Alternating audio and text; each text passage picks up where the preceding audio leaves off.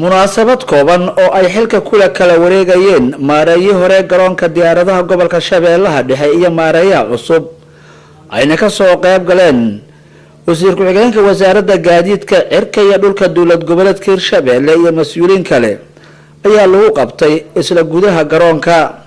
waxaana halkaas ugu horeyntii khudbada ka jeediyay xilka ay kala wareegayaan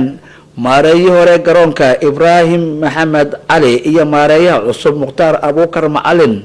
raatib waxaan halkaan ku cadeynayaa anigoo ah mareeyihii hore ee garoonka diyaaradaha magaalada jowhar inaan xilkii ay hore igu idmatay dawlad goboleedka Hirshabeelle in maanta oo ay taariikhdu tahay 17 bisha 2019 aan si buuxda ugu wareejiyay mareeyaha cusub ee madaxweynaha dawlad goboleedka Hirshabeelle u magacaabay xilkaas Mukhtaar Abuukar Macalin fiiro gaar ah waxaan ballan qaadayaa inaan la shaqeyn doono intii karaamkayga ah mareeyaha cusub Ibrahim Maxamed Ali mareeyihii hore ee garoonka diyaaradaha jowhar waxaan maadlinayaa mareeyihii hore ee garoonka diyaaradaha jowhar waqtigii uu soo hayay xilka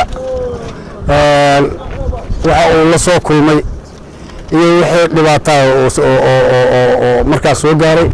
inaan iraado aad iyo aad u mahadsantahay waa in muddo wax dayactira oo ku dhacay ma jiraan waqtigii la dhisay ilaa hadda waxaan aad iyo aad dawladda Hirshabeelle dawladda dhexe wasaaradda gaadiidka cirka dhulka Soomaaliya aan ka codsanayaa inay naga caawiyaan wax alla wixii ay ka geli karaan ugu dambeyntii waxaa goobta ka hadlay wasiir ku-xigeenka wasaaradda gaadiidka cirka ee dhulka dawlad goboleedka Hirshabeelle ahna kusimaha wasiirka Maxamed Ali Xuseen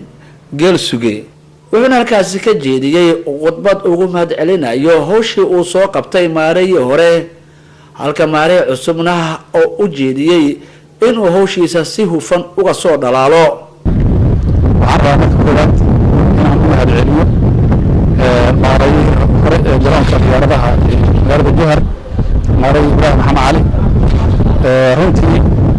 xilka uu wareejiyay aad iyo aad ayaan soo dhaweynaynaa xilka waa meerta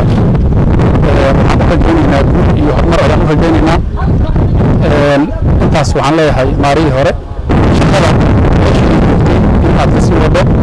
sii wadato wax badan aad kasoo kordhiso garoonka diyaaradaha magaalada jowhar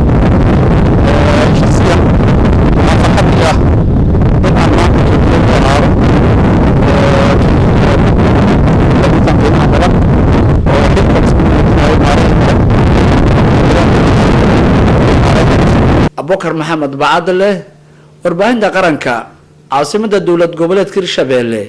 magaalada Jowhar.